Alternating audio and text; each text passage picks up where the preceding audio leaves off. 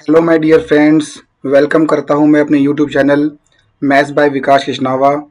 और आज हम लेक्चर स्टार्ट करने वाले हैं अपना, जिसके अंदर हम पढ़ेंगे थ्योरम 10.2। ठीक है, उसके साथ साथ के अंदर हम पढ़ने वाले हैं एग्जाम्पल नंबर 2। ठीक है, ये एग्जाम्पल नंबर 2 के साथ साथ हम करेंगे एग्जाम्पल नंबर 3। अब मैं आपको एक बात बता देता हूँ यहाँ पर कि ये तीनों क्वेश्चन जो मैंने आज लिए हैं ये one of the most important question है और सीबीएसई के फेवरेट क्वेश्चन है। ये एग्जाम्पल नंबर 3 और एग्जाम्पल नंबर 2, ये दोनों तो समझ लो कि आपके बहुत ही ज़्यादा इंपॉर्टेंट क्वेश्चन है। ये दोनों की दोनों क्वेश्चन जो है आप 2019 से लेकर 2019, 20, 21, 22, 23, आप जितने भी पेपर को उठा के देख लो, किसी ना किसी सेट के अंदर आपको ये क्वेश्चन मिल ही जाएंगे। ये सीबीएसई के फेवरेट क्वेश्चन है और ऐसा नहीं है कि एक या 2 मार्क्स के क्वेश्चन है, ये 4 मार्क्स के क्वेश्चन है। तो इन क्वेश्चंस को फुल डिटेल के अंदर हमें समझना होगा। थोड़ा सा टाइम लूंगा, बट मेरी गारंटी है यहाँ पर कि मैं इन क्वेश्चंस को आपको समझा के ही रहूंगा। ठीक है, और ये दोनों क्वेश्चन समझना बहुत जरूरी है क्योंकि एग्जाम के अंदर अगर क्वेश्चन फिक्स है कि भाई देखो हमें पता है कि भाई क्वेश्चन कोई ना कोई आने वाला है, तो हम क्यों ना उस क्वेश्चन को करके जाए। 4 मार्क्स का क्वेश्चन है तो अच्छे से पढ़ के जाओ, फुल डिटेल में समझाना वो मेरी जिम्मेदारी है। आपका काम है बस आराम से बैठकर ध्यान से एक एक बात को सुनना, समझना। नहीं समझ में आता तो पीछे करके, होता क्या है कभी कभार कि क्वेश्चन जब बड़ा होता है, थोड़ा डिटेल ज्यादा होती है क्वेश्चन के अंदर, तो माइंड उसको एब्जॉर्ब नहीं कर पाता, स्किप कर जाता है बार बार। तो आपको क्या करना है, उसी क्वेश्चन को दोबारा से बार बार रिपीट करके देखना है और देखना कि कहाँ पे आपका दिमाग लैग कर रहा है उस क्वेश्चन को समझने के लिए। तो आपकी अंडरस्टैंडिंग ऐसी बनेगी। हर बच्चे ऐसे पढ़ते हैं, हम भी ऐसे पढ़ते थे। कोई चीज़ समझ में ना आए तो बार बार रिपीट करके देखो उसको, यही तरीका होता है। और अगर एक बार समझ में आ जाए तो इस क्वेश्चन को कम से कम आपको ये करना है कि 5 से 6 मिनट के अंदर ही निपटा देना है क्वेश्चन के एग्जाम के अंदर। अगर आप 5 से 6 मिनट के अंदर इतना कॉन्फिडेंस लिया है कि आप 5 से 6 मिनट के अंदर इसको कर ले रहे हैं, तो आप डेफिनेटली एग्जाम के अंदर कॉन्फिडेंटली इस क्वेश्चन को निपटा दोगे, ये पक्की गारंटी है। बट इसको 5 से 6 मिनट में करने के लिए आपको पहले अच्छे से प्रैक्टिस करके जाना पड़ेगा। ठीक है, और एक मेरा फ्रेंड है जिनका नाम विवेकानंद है, उन्होंने एक बात बोली थी कि दुनिया के अंदर सबसे आसान काम जो है ना वो पढ़ाई करना है, बाकी सारे काम बहुत डिफिकल्ट है। अगर आपको यकीन ना हो तो आपके बड़े भाई बहन हो या माता पिता हो जो काम पे जाते हैं, आप उनसे पूछना कि बाहर की लाइफ कितनी स्ट्रगल है। इसलिए बेटा ढंग से अच्छे से पढ़ाई को करना स्टार्ट कर दो। एग्ज़ाम आने वाले हैं, प्री बोर्ड आने वाले हैं, इनको बहुत अच्छे तरीके से पढ़ो। जितने भी आपके पिछले चैप्टर बाकी रह गए हैं उन सबको भी रिवीजन करो। जैसे चैप्टर 1 हो गया, चैप्टर 2 हो गया, चैप्टर 3 हो गया, इन सबको रिवीजन रिवीजन मोड पे डाल दो। हल्का हल्का हर एक चैप्टर को 2-4 क्वेश्चन निपटाते रहा करो रोज डेली। ठीक है, मैथ्स बहुत हार्ड वर्क मांगता है, तो इसलिए भाई सबसे ज़्यादा डर बच्चों को मैथ्स में फेल होने का लगता है। तो वही मैं बोल रहा हूँ कि सबसे आसान काम, उन्होंने बिल्कुल एकदम सही बात बोली थी, उससे मैं बहुत एग्री करता हूँ कि दुनिया में सबसे आसान काम जो है वो पढ़ाई करना ही है, बाकी सारे काम बहुत डिफिकल्ट है। तो इसलिए ये सबसे आसान काम जो आपको दिया गया है, जो आपकी ड्यूटी है, जिस स्टूडेंट लाइफ को आप जी रहे हो उसको अच्छे से निभाओ, अच्छे से पढ़ाई करो। ठीक है, यही मेरा बस 5 मिनट का मोटिवेशन है। अब हम क्लास को स्टार्ट करते हैं। तो ठीक है, स्टार्ट करते हैं हम सबसे पहले अपना थ्योरम 10.2 से।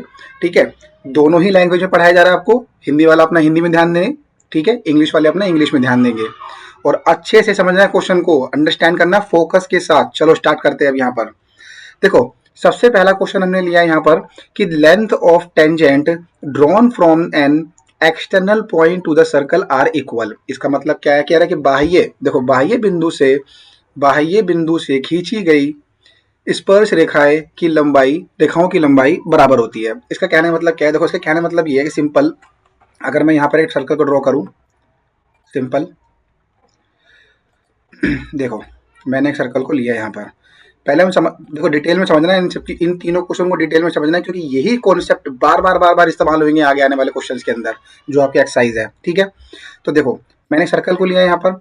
इसने क्या बोला, length of tangent drawn from external point to a circle, यानी कि इस सर्कल के पास में एक्सटर्नल पॉइंट है। कहां पर, यहां ले लो, यहां कर लो, यहां ले लो, कहीं भी। मान लो कि मैंने सपोज दैट यहां पर एक पॉइंट ले लिया, ये मेरा एक एक्सटर्नल पॉइंट हो गया। कह रहा बिंदु के बाह्य वृत्त, कह रहा बाह्य बिंदु से वृत्त पर खींची गई स्पर्श रेखाओं की लंबाई क्या होती है, बराबर होती है। इसका मतलब क्या है कि भाई ये एक बाह्य बिंदु है, ये मेरा क्या है यहाँ पर एक एक्सटर्नल पॉइंट है, यही मेरा क्या है यहाँ पर एक एक्सटर्नल पॉइंट है, ठीक है। यानी कि क्या मतलब है इसका, बाहरी बिंदु। बाहरी बिंदु है, बिहारी बिंदु नहीं है, ठीक है जी, ठीक है। और यहां से इस सर्कल को मैंने यहाँ पे इसको ज्वाइन किया इस तरीके से यहाँ पर, और इसी सर्कल से मैंने यहाँ पे इसको ज्वाइन किया इस तरीके से, ये इस तरीके से। तो भाई साहब ये इस पॉइंट पर टच किया P पर, ये यहाँ पे टच किया Q पर, तो ये PA और AQ, देखो यहाँ पर PA, ठीक है, और AQ, ये दोनों की दोनों हमारी क्या है यहाँ पर, टेंजेंट लाइन है। क्या है यहाँ पर, ये टेंजेंट लाइन है, जिसको हम हिंदी में क्या बोलते हैं, स्पर्श रेखा, स्पर्श रेखा, ठीक है जी। अब क्वेश्चन में क्या बोल रहा है, क्वेश्चन में ये बोल रहा है कि length of tangent drawn from a external point to the circle are equal. ये देखो ध्यान से, यहाँ पर हमें क्या प्रूफ करना है, यहाँ पर कि बाह्य बिंदु से वृत्त पर खींची गई स्पर्श रेखाओं की लंबाई क्या होती है, बराबर होती है। तो इसका मतलब क्या है कि हमें क्या प्रूफ करना है, हमें जो यहाँ पर प्रूफ करना है वो प्रूफ करना है कि PA बराबर में AQ होता है, ये प्रूफ करना है हमारे को। तो ये प्रूफ करने के लिए इसको सिद्ध करना पड़ेगा, और सिद्ध करना पड़ेगा तो इसके लिए आपको पहले कुछ इंपॉर्टेंट कंसेप्ट समझना पड़ेगा, क्योंकि उस इंपॉर्टेंट कंसेप्ट का नाम क्या है, कॉन्ग्रुएंस। क्या नाम है जी, कॉन्ग्रुएंस। हिंदी में क्या बोलते हैं, सर्वांगसम, ठीक है जी, सर्वांगसम बोलते हैं। तो कॉन्ग्रुएंस को समझने के लिए सबसे पहले हमें कुछ इसके बेसिक टूल्स के बारे में जानकारी होना जरूरी है। तो इस क्वेश्चन को पढ़ाने से पहले मैं आपको थोड़ा सा बेसिक कंसेप्ट बता देता हूँ सर्वांगसम के बारे में, कॉन्ग्रुएंस के बारे में, ताकि जितने भी क्वेश्चन आगे आएंगे आपको उसमें डिफिकल्टी ना हो। आपका पहले से ही मैं प्री वर्कआउट करवा देता हूँ यहाँ पर, ठीक है। इसको हटाओ यहाँ से सारी की सारी चीजों को, ये हमने क्वेश्चन समझा है सिर्फ और सिर्फ।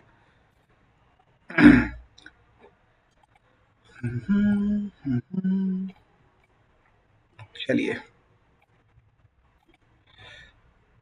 तो मैं यहाँ पर एक ये ले लिया मैंने यहाँ पर, ठीक है। अच्छा, ध्यान से समझना एक एक पॉइंट को यहाँ पर, ठीक है। ये आपके बहुत इंपॉर्टेंट कंसेप्ट है, आपको काम करेंगे, बहुत ज़्यादा काम करेंगे आपको ये।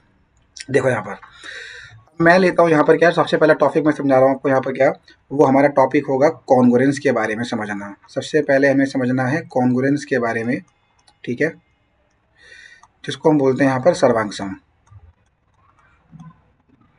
चैप्टर नंबर 6 के अंदर क्या है, सिमिलरिटी के बारे में ज़्यादा पढ़ते हैं हम, ठीक है। तो कॉन्ग्रुएंसी के बारे में क्या समझना है, समझो। देखो यहाँ पर, देखो सबसे पहले कॉन्ग्रुएंस का मतलब क्या होता है।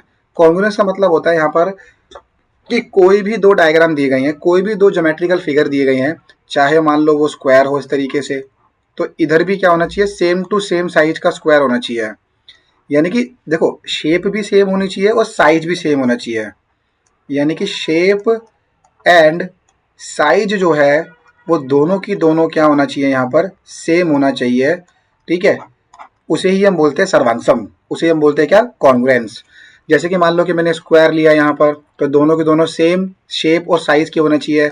अगर मैंने रेक्टेंगल लिया यहाँ पर इस तरीके से, तो यहाँ भी दूसरा रेक्टेंगल क्या होना चाहिए, सेम होना चाहिए, साइज भी सेम होना चाहिए दोनों का। ये मैं फ्री हैंड डायग्राम बना रहा हूँ, बट आपको समझना है यहाँ पर कि साइज और शेप जो है वो दोनों के दोनों क्या है, यहाँ पर सेम है, ठीक है जी।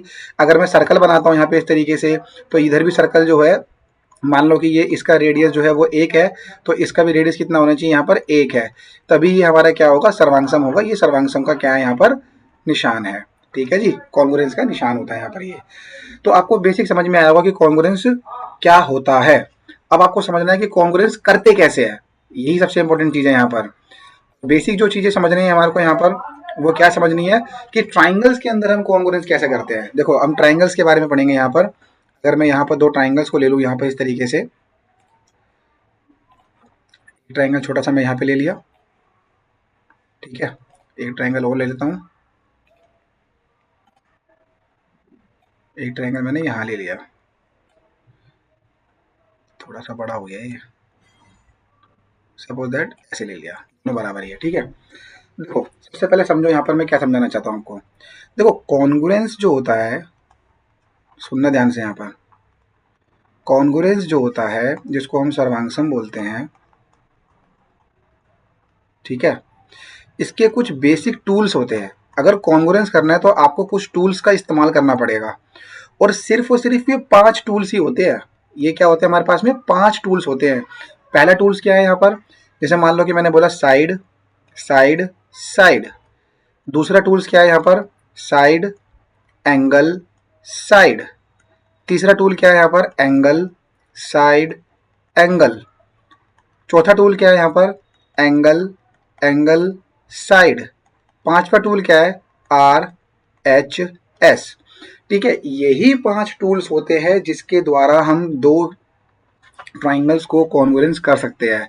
आपको इसके बाहर बिल्कुल भी नहीं सोचना है। यानी कि इसका मतलब क्या है कि आप साइड एंगल एंगल नहीं सोचेंगे, साइड साइड एंगल के बारे में नहीं सोचेंगे, एंगल एंगल एंगल के बारे में नहीं सोचेंगे।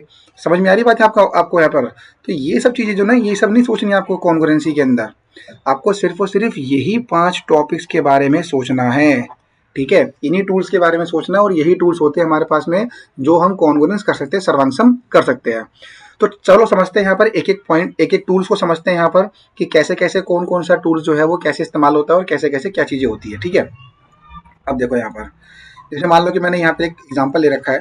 मान लो कि मैंने यहाँ पे एक क्वेश्चन ले रखा है यहाँ पे छोटा सा, और इसको समझते हैं यहाँ पर कि साइड साइड और साइड क्या होता है। इसको समझो ध्यान से। यहाँ पर देखो, सबसे पहला टूल समझ रहे हैं यहाँ पे, साइड साइड साइड, इसका मतलब भुजा भुजा और भुजा। ठीक है, अब मैंने बोला कि चलो ये ट्राइंगल जो है ABC है, ये ट्राइंगल जो है ABC है, और ये जो है PQR है। ये हो गया हमारा PQR। ठीक है जी। अब मैंने बोला यहाँ पे क्या कि AB जो है वो किसके बराबर है, PQ के बराबर है। BC जो है वो किसके बराबर है, QR के बराबर है। AC जो है वो किसके बराबर है, यहाँ पर PR के बराबर है। ये हम क्वेश्चन में खुद दे रहे हैं, गिवन कर रहे हैं यहाँ पर। ये क्या कर रहे हैं यहाँ पर, हम गिवन है ये क्वेश्चन के अंदर। ठीक है जी। AB बराबर में क्या है, यहाँ पर PQ है। BC बराबर में जो है वो क्या है, QR है। और AC बराबर में क्या है, यहाँ पर PR है। अब देखो, जब हम सॉल्यूशन करेंगे यहाँ पर, ठीक है, तो मैंने बोला कि ट्राइंगल ABC तथा तथा लगाएंगे। जब सर्वांगसम कर रहे होते तो तथा लगाते हैं यहाँ पर, या फिर यहाँ पे लिख दो एंड। और ट्राइंगल क्या हो गया, PQR। ठीक है, अब देखो यहाँ पे क्या दे रखा है, हमें पता है कि AB जो है वो किसके बराबर है, PQ के बराबर है। BC जो है वो किसके बराबर है, QR के बराबर है। AC जो है वो किसके बराबर है जी, PR के बराबर है। ये सारा डेटा जो है ये ऑलरेडी गिवन था हमारे को, यहाँ पर ये गिवन है, ये क्वेश्चन में ऑलरेडी दिया गया है। ठीक है जी, ये ऑलरेडी गिवन है ये डेटा। तो अब देखो, ये भी साइड है, ये भी साइड है, और ये भी साइड है। तो इसका मतलब क्या हुआ कि by side side side congruence rule. कौन सा rule, side side side congruence rule. इसको बोलेंगे सर्वांगसम नियम द्वारा। ये सर्वांगसम के नियम है ना जी, सर्वांगसम नियम द्वारा। ठीक है, अब हम कह सकते हैं यहाँ पर, इसलिए अब हम कह सकते हैं यहाँ पर ट्राइंगल ABC जो है वो क्या हो गया, यहाँ पर PQR के सर्वांगसम हो गया। हो गया सर्वांगसम।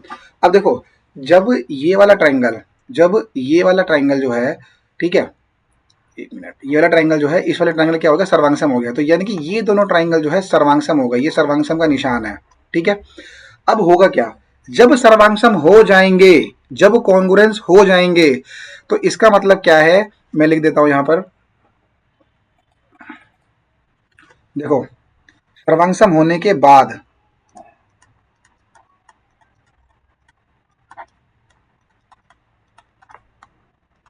सर्वांगसम होने के बाद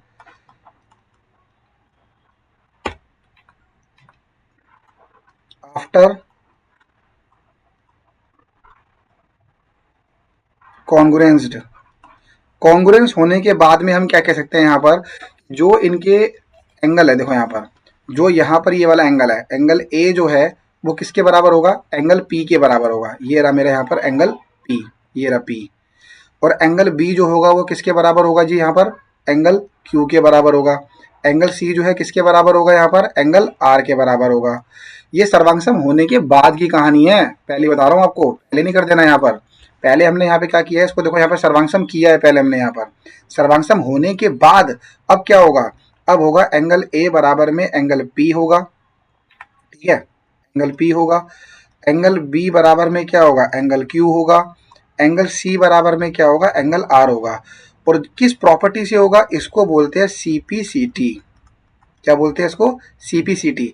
सीपीसीटी का फुल फॉर्म क्या होता है, कॉरस्पॉन्डिंग, देखो यहाँ पर इसको बोलते हैं कॉरस्पॉन्डिंग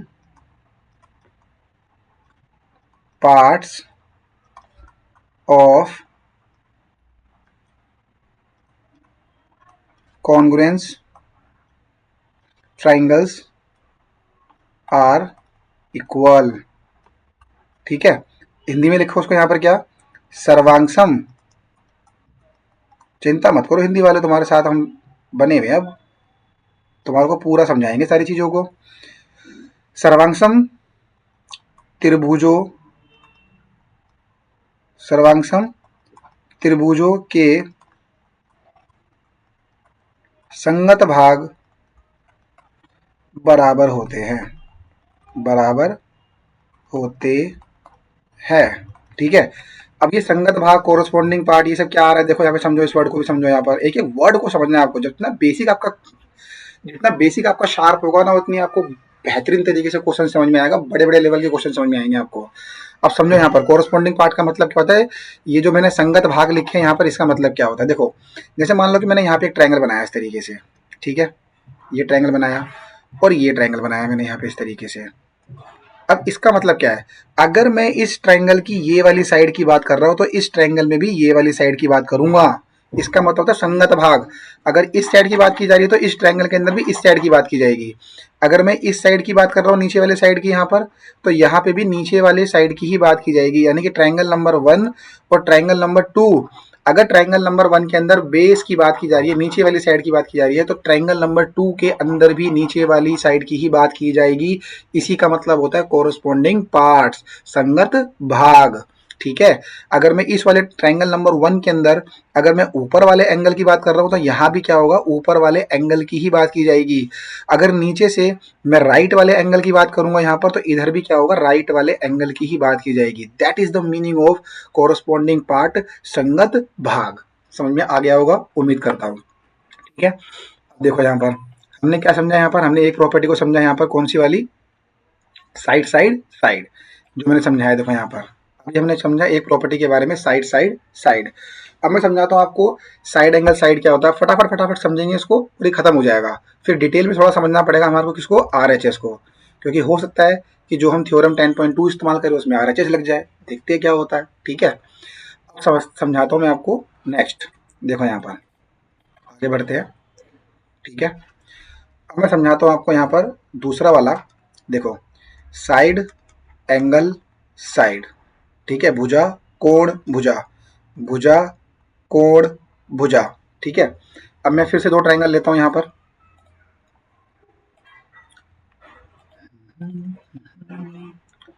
एक ट्रायंगल ये लिया मैंने यहां पर, एक और ट्रायंगल लेते हैं, एक ट्रायंगल ये लिया मैंने यहां पर। ठीक है, अब देखो समझना यहां पर कैसे कैसे होगा ये। देखो, ये ए बी सी हो गया, ए बी सी। ठीक है, ये पी क्यू आर हो गया, पी क्यू आर हो गया यहाँ पर।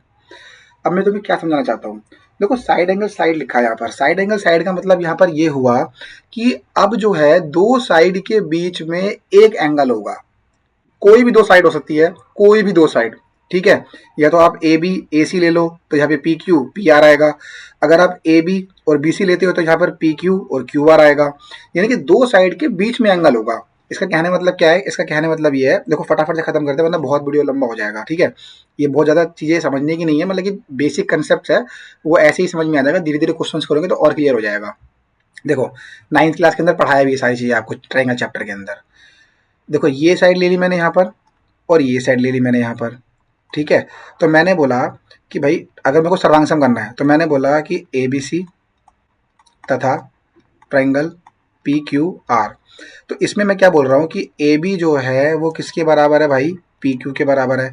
अब ये देखो, ये साइड और ये साइड लिया मैंने यहाँ पर, और ये साइड और ये साइड लिया यहाँ पर, तो अब होगा क्या कि एंगल बी जो है वो एंगल क्यू के बराबर रखना पड़ेगा हमारे को। ये कंपलसरी हो गया कि दो साइड के बीच में एंगल होगा, ये कंपलसरी हो गया यहाँ पर अब हमारे को कि ए बी बराबर पी क्यू हो गया, और यहाँ पे मैं क्या बोलूंगा, एंगल बी बराबर में जो है एंगल क्यू हो गया, और साइड बी सी जो है वो क्यू आर के बराबर हो गया। ये सारा डेटा आपको ऑलरेडी क्वेश्चन में गिवन होगा, दिया गया होगा क्वेश्चन में ये। अब मैंने क्या बोला कि by the side angle side congruence rule, यानी कि ये वाला कॉन्ग्रुएंस रूल लगाकर मेरी चीज जो है यहाँ पर क्लियर हो गई यहाँ पर, ठीक है। यानी कि सर्वांगसम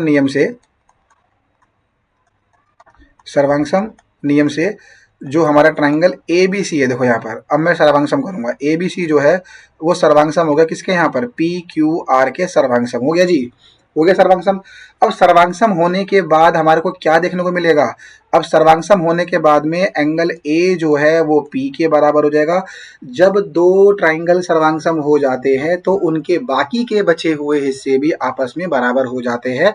किस प्रॉपर्टी से, सीपीसीटी प्रॉपर्टी से। तो एंगल ए और एंगल पी बराबर होगा, और साइड ए सी जो है वो किसके बराबर होगा, पी आर के बराबर होगा, और साथ साथ में एंगल सी जो है वो एंगल आर के बराबर हो जाएगा। ये कंसेप्ट है बेटा, ध्यान से समझना यहाँ पर सारी चीजों को। ये कब बराबर हुआ, ये सर्वांगसम के होने के बाद बराबर हुआ। कौन सी प्रॉपर्टी से बराबर हुआ है, C P C T property से बराबर हो रहा है, समझो इस बात को, ठीक है। अभी समझाया ऊपर, corresponding part of the congruence triangles are equal. इसका मतलब क्या है कि सर्वांगसम त्रिभुजों के संगत भाग आपस में क्या होते हैं, बराबर होते हैं। एक प्रॉपर्टी मैंने समझाई, एक प्रॉपर्टी और समझा देता हूँ छोटा सा, फिर आरएचएस की तरफ चलेंगे। आरएचएस बहुत इंपॉर्टेंट है क्योंकि आधे बच्चों को समझ में ही नहीं आता कि आरएचएस कब लगाना है कब नहीं लगाना है, ठीक है, कंफ्यूजन होती है, तो हम क्लियर करेंगे। अब देखो, जैसे मान लो कि मैंने एक प्रॉपर्टी ओ ले लेता हूँ, एक टूल्स ओ ले लेता हूँ, एंगल एंगल साइड, ठीक है। मैंने साइड साइड साइड समझाया, साइड एंगल साइड समझाया, और एंगल एंगल साइड समझा दे रहा हूँ यहाँ पर। अब मैंने फिर से दो ट्राइंगल लिए यहाँ पर,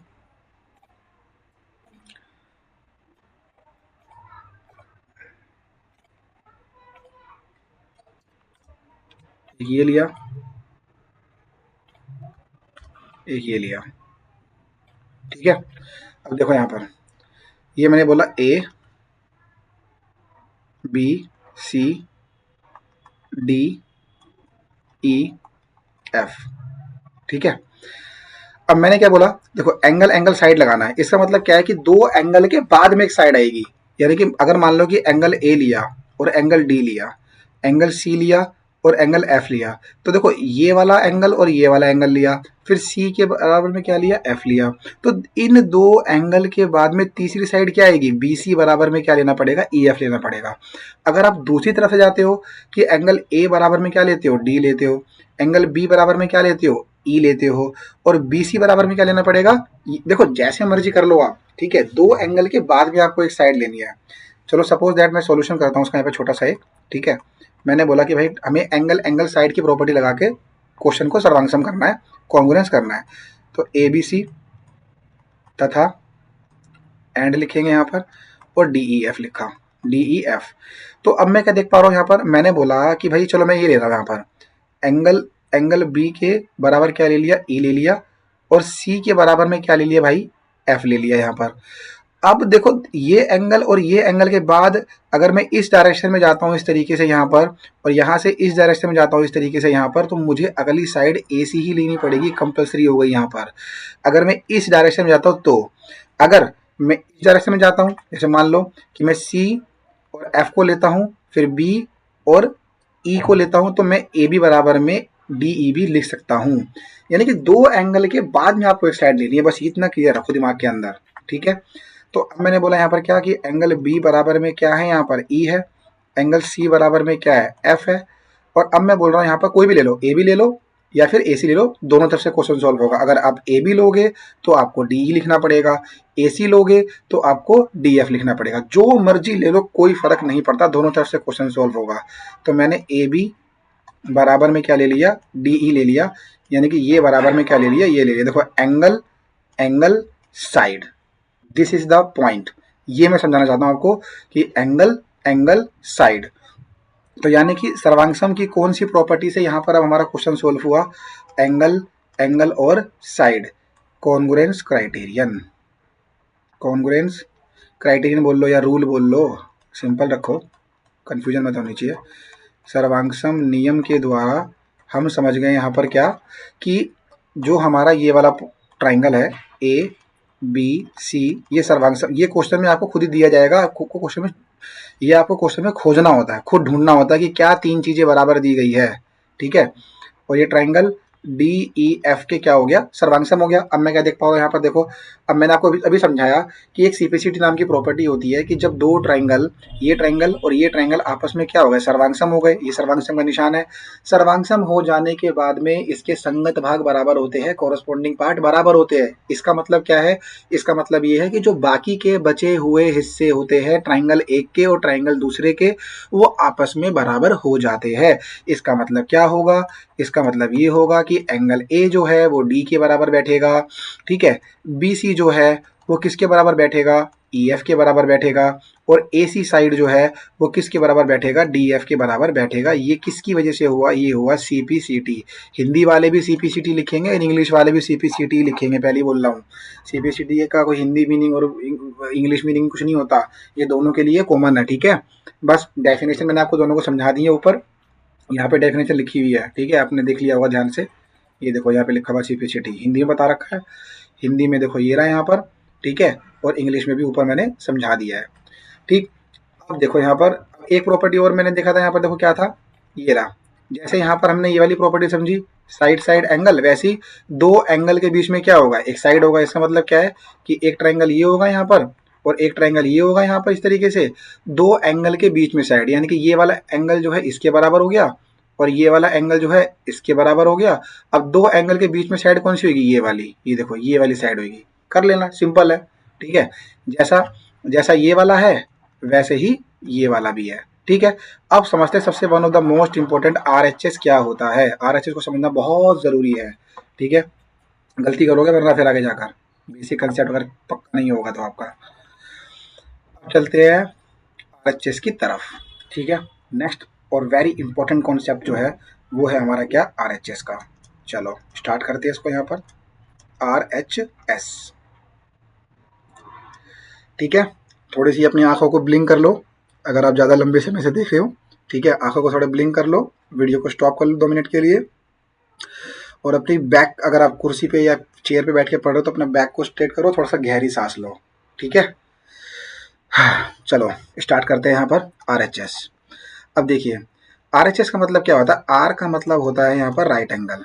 आर का मतलब क्या होता है, राइट एंगल। इसका मतलब क्या होता है, समकोण। समकोण का मतलब क्या होता है भाई, 90 डिग्री। एच, एच का मतलब क्या होता है, हाइपोटेनियस, ठीक है। इसका मतलब क्या होता है, कर्ण, अभी समझाऊंगा क्या होता है। और एस का मतलब क्या है यहाँ पर, साइड। साइड का मतलब क्या होता है, भुजा, ठीक है। देखो ध्यान से यहाँ पर मैंने क्या देखा, मैंने ये देखा कि मैं एक,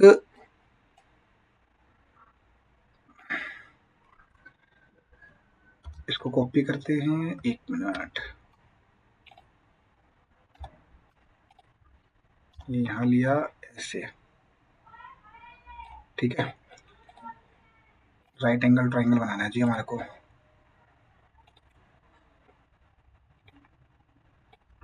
चलो छोड़ो इसको, यहाँ से देखो, देखो ये मैं 2 ट्राइंगल बना रहा हूँ यहाँ पर, ठीक है। एक ट्राइंगल मैंने ये बनाया यहाँ पे इस तरीके से, और एक ट्राइंगल मैंने ये बनाया इस तरीके से। 1 मिनट, सीधी लाइन जानी चाहिए ना, बढ़िया लगेगा। ये देखो, ठीक है। अब मैं क्या समझाना चाह रहा हूँ यहाँ पर, देखो राइट एंगल बोल रहा है यहाँ पर, आर का मतलब राइट एंगल बोल रहा है, समकोण बोल रहा है, एच का मतलब हाइपोटेनियस बोल रहा है, कर्ण बोल रहा है, और एस का मतलब साइड बोल रहा है। इसका मतलब क्या हुआ कि यहाँ पे देखो ये ए हो गया, ए बी सी, और यहाँ पे क्या हो गया, पी क्यू आर। अब ध्यान से सुनना एकदम बिल्कुल, ठीक है। बंदे बहुत गलती करते हैं इसमें, लगता कभी कभार एंगल एंगल साइड है, लगा देते हैं आरएचएस, लग रहा होता है आरएचएस, लगा देते हैं एंगल एंगल साइड, यहीं पे बच्चे कंफ्यूज होते हैं बहुत ज्यादा। अब मैं आपको कुछ बेसिक पॉइंट बता रहा हूँ यहाँ पर। बेसिक पॉइंट्स का मतलब क्या है समझो, देखो यहाँ पर पहली बात तो आरएचएस जो है वो सिर्फ और सिर्फ किसके लिए बनेगा, 90 डिग्री के एंगल के लिए लगेगा, और किसी ट्राइंगल के लिए लगेगा ही नहीं। जिस ट्राइंगल के अंदर 90 डिग्री दे रखा होगा, जिस त्रिभुज के अंदर 90 डिग्री का कोण दिया होगा, आरएचएस प्रॉपर्टी सिर्फ उसी त्रिभुज के लिए बनाई गई है स्पेशल, और किसी त्रिभुज के लिए नहीं है, पहले ही बोल रहा हूँ। यानी कि इसका मतलब क्या है, देखो दोनों, मैं लिख रहा हूं यहां पर, दोनों दोनों ट्राइंगल यानी कि दोनों त्रिभुज में 90 डिग्री होना चाहिए, होना चाहिए। यही तो याद रखना है आपको कि कब आरएचएस लगेगा। इन 3 पॉइंट से पता लगेगा आपको आरएचएस लगाना नहीं लगाना। यानी कि इसमें भी 90 डिग्री का कोण दे रखा है यहाँ पर, ठीक है, और इसमें भी क्या दे रखा है यहाँ पर, 90 डिग्री का कोण दे रखा है। तो यानी कि अब हम क्या देखते हैं यहाँ पर कि दोनों ट्राइंगल में 90-90 डिग्री का कोण होना चाहिए, ठीक है जी। इसके अंदर भी 90 डिग्री दे रखा है, इसमें भी 90 डिग्री दे रखा है। अब दूसरा पॉइंट क्या ले रहा हूँ यहाँ पर, दूसरा पॉइंट ले रहा हूँ कि इसका भी हाइपोटेनियस, यही है हाइपोटेनियस, 90 डिग्री के सामने वाली साइड, 90 डिग्री के सामने वाली साइड, इसका भी हाइपोटेनियस बराबर होना चाहिए, और इसका भी क्या होना चाहिए, हाइपोटेनियस बराबर होना चाहिए, जिसको हम क्या बोल रहे थे, कर्ण बोल रहे थे। ये भी कर्ण है और ये भी क्या है यहाँ पर, कर्ण है। यानी कि दोनों में, दोनों ट्राइंगल में हाइपोटेनियस, हाइपोटेनियस जो है, ठीक है, जिसको हम क्या बोलते हैं, कर्ण, क्या होना चाहिए, इक्वल होना चाहिए, यानी कि बराबर होना चाहिए, इक्वल होना चाहिए, ठीक है।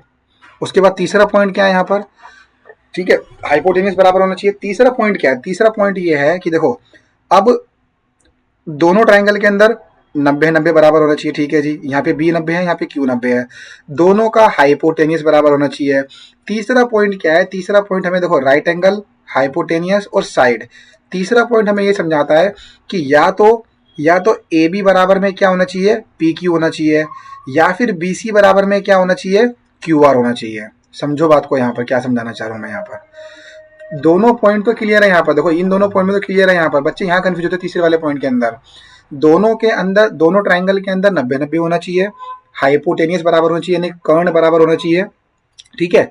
तीसरे के अंदर क्या होना चाहिए, तीसरा पॉइंट क्या है कि कोई भी एक साइड बराबर होनी चाहिए, कोई भी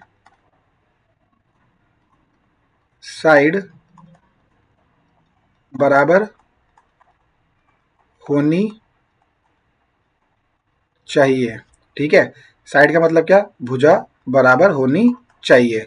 कहने का मतलब क्या है कि ए बी बराबर में पी क्यू लिखोगे तो भी हमारा काम चल जाएगा, ठीक है, या ठीक है, और अगर आप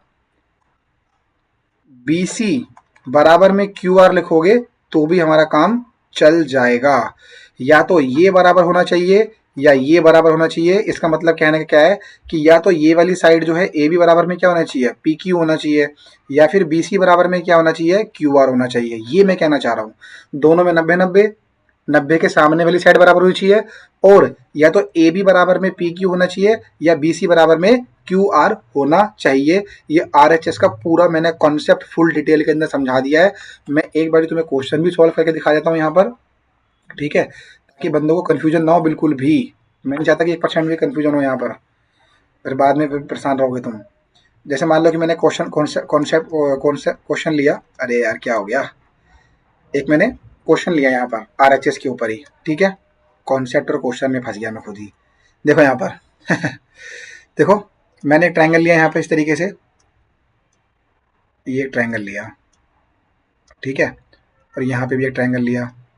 समझ रहा है बस आपको, जल्दी से फटाफट क्वेश्चन भी करने भाई, क्या करे भाई, मजबूरी है, कॉन्सेप्ट समझना ही पड़ेगा। कॉन्सेप्ट नहीं समझोगे तो फिर ऊपर ऊपर से क्वेश्चन करवा दूंगा, कोई फायदा नहीं होगा, समझ में नहीं आएगा क्या कर रहा हूँ क्या नहीं कर रहा हूँ, खुद ही समझ में नहीं आएगा आपको, ठीक है। अब देखो यहाँ पर ये ए बी सी हो गया यहाँ पर, और ये हो गया डी ई एफ, ठीक। अब ए बी सी और डी ई एफ के अंदर क्या हो रहा है, समझना ध्यान से। यहाँ पर इन दोनों के अंदर मैंने क्या बोला, मैंने ये बोला कि भाई बी बराबर में क्या है, ई है। मैंने बोला ट्राइंगल ए बी सी तथा ट्राइंगल डी ई एफ, ठीक है। तो मैंने बोला एंगल बी बराबर में क्या है, एंगल ई है। क्यों बराबर है भाई, 90 डिग्री है इसलिए बराबर है। फिर मैंने बोला ए सी बराबर में क्या है यहाँ पर, डी एफ, ए सी बराबर में क्या है यहाँ पर डी एफ, तो इसका मतलब क्या हुआ, इक्वल हाइपोटेनियस है, इक्वल हाइपोटेनियस है, यानी कि बराबर कर्ण है यहाँ पर। देखो जो भी बराबर होता है ना उसके बगल में रीजन देना पड़ता है हमारे को। बराबर क्या है यहाँ पर, ये कर्ण है, ठीक है। उसके बाद में या तो तुम ए बी बराबर, या तो तुम्हें क्वेश्चन में दे रखा होगा कि ए बी बराबर में क्या है डीई है, या दे रखा होगा बी सी बराबर में क्या है ई एफ है, दोनों में से कोई एक देगा। तो अगर मैं मानता हूं कि मुझे, देखो ये बराबर में क्या दे रखा है, ये दे रखा है मान लो, ठीक है। ए बी बराबर में क्या दे रखा है, डी ई दे रखा है, ये क्वेश्चन में क्या है ऑलरेडी गिवन है, इक्वल साइड है, दे रखा है, ये दिया हुआ है, ये क्वेश्चन में क्या है दिया हुआ है। अब समझना बात को, यहाँ पर देखो, देखो दो इस ट्रायंगल में और इस ट्रायंगल में, ट्रायंगल नंबर 1 और ट्रायंगल नंबर 2, ट्रायंगल नंबर 1 के अंदर देखो बी और ई 90-90 दे रखा है, 90 के सामने वाली साइड ए सी और डी एफ बराबर दे रखा है, और दोनों में से कोई एक भुजा, देखो ए बी और डी ई या बी सी या ई एफ, इस भुजा या इस भुजा, इन दोनों में से कोई एक बराबर दे रखा होगा, तो यहाँ पे ए बी बराबर में क्या दे रखा है डी ई दे रखा है। तो यहाँ पे देखने को लगता है कि भाई एंगल साइड साइड या साइड साइड एंगल से देखने को लगेगा, बट उससे मतलब नहीं है हमारे को। आप ओरिजिनल डायग्राम में देखो, डायग्राम में आपको क्या दिखाई दे रहा है यहाँ पर, तो इसमें देखने के बाद में हमें समझ में आता है कि by R H S congruence rule से, ठीक है, कॉन्ग्रुएंस रूल से ये सर्वांगसम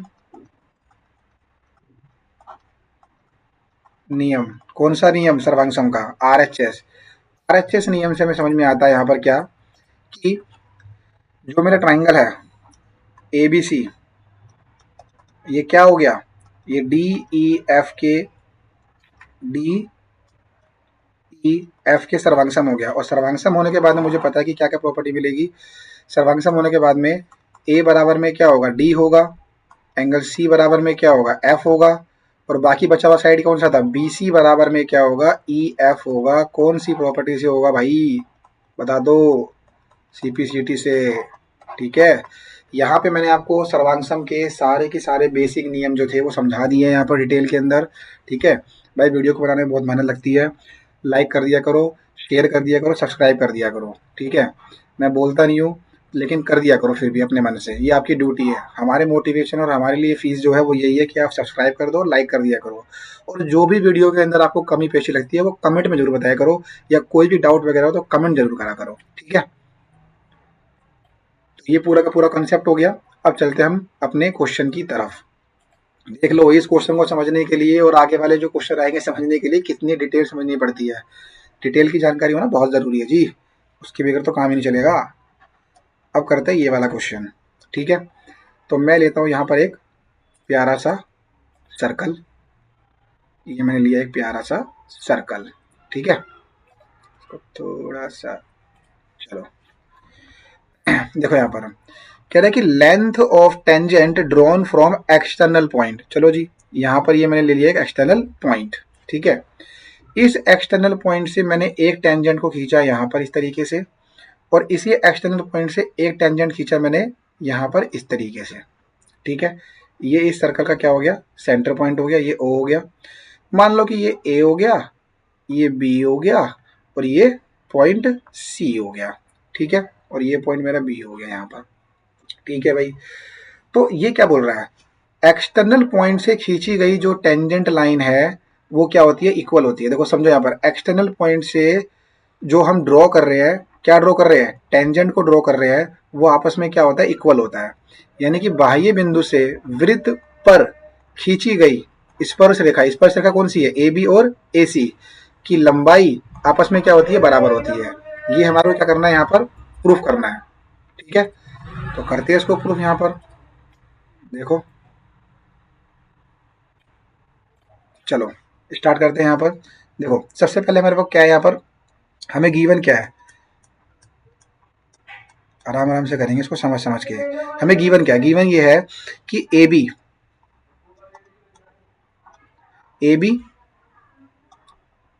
and A C are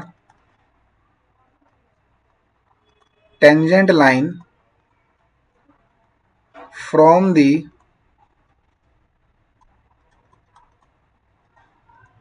external point A, ठीक है। यानी कि ए बी तथा ए सी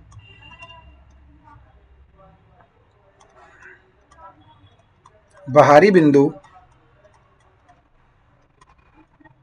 ए से खींची गई स्पर्श रेखाएं हैं। खींची गई स्पर्श रेखाएं, स्पर्श रेखाएं है। ठीक है, अब हमें यहाँ पे ये गिवन था, हमें यहाँ पे प्रूफ क्या करना है, हमें प्रूफ करना है यहाँ पर जो हमारे को सिद्ध करना है। सिद्ध करो, क्या सिद्ध करना है भाई, यही स्पर्श रेखाएं जो है बराबर है, ए बी जो है वो बराबर है किसके, यहाँ पर ए सी के, ये मुझे सिद्ध करना है यहाँ पर। अब इसमें क्या करूंगा मैं, यहाँ पर इसमें हल्का सा मैं क्या करूंगा, कंस्ट्रक्शन करूंगा। कंस्ट्रक्शन का मतलब क्या होता है, रचना करेंगे इसके अंदर।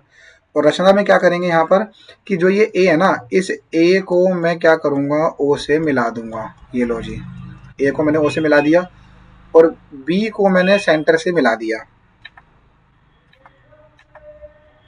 बी को मैंने सेंटर से मिला दिया इस तरीके से।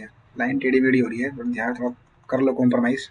ठीक है, तो मैंने क्या करा यहाँ पर, ए को ओ तथा ओ को बी कोमा सी से मिलाया। ऐसे लिखो उसको, मस्त लगेगा एकदम। सॉल्यूशन ऐसा होना चाहिए कि टीचर सोच के भी नंबर ना काट सके। ठीक है, यानी कि join A to O and O is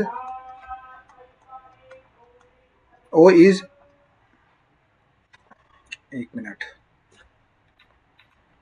O is join to B and C. ये हमारा हो गया कंप्लीट यहाँ पर। अब देखना ध्यान से, यहाँ पर हमें मेनली प्रूफ क्या करना है, यहाँ पर हमें मेन जो प्रूफ करना है यहाँ पर वो ये प्रूफ करना है कि भाई ए बी जो है वो ए सी के बराबर करना है। ठीक है, अब देखो ध्यान से, यहाँ पर आ गया कॉन्ग्रुएंस का कंसेप्ट यहाँ पर। अब इसको कर रहे हैं यहाँ पर हम प्रूफ। ठीक है, इसको कर रहे हैं यहाँ पर हम हल। तो दो ट्रायंगल बन रहे हैं, देखो यहाँ पर पहला ट्रायंगल कौन सा है, ए बी ओ। ठीक है, दूसरा ट्रायंगल कौन सा है यहाँ पर, पहला ए बी ओ, दूसरा ट्रायंगल है ए सी ओ। देखो यहाँ पर ए बी ओ ए सी ओ। अब इसमें क्या हो रहा है, देखो ध्यान से, यहाँ पर एक ट्रायंगल तो बन रहा है ये वाला, मैं बना देता हूँ थोड़ा सा ताकि अंडरस्टैंडिंग और अच्छी हो जाए। एक ट्रायंगल बन रहा है ये वाला इस तरीके से, देखो यहाँ पर ये हो गया ए, ये हो गया बी, ये हो गया ओ, और ये हो गया ओ, ये सी हो गया, और ये हो गया ए। ठीक है,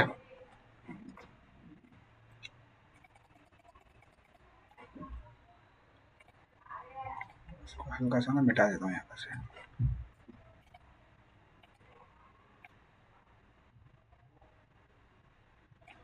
अब बढ़िया लग रहा है। ये हो गया हमारे यहाँ पे सी। ठीक है, ए बी ओ सी, ये हो गया। अब देखना ध्यान से यहाँ पर क्या होगा। अब देखो ए ओ जो है इसमें भी है, ए ओ जो है इसमें भी है। ठीक है, ए ओ इसमें भी है और ए ओ इसमें भी है। ठीक है, इसका मतलब क्या है, कॉमन साइड है।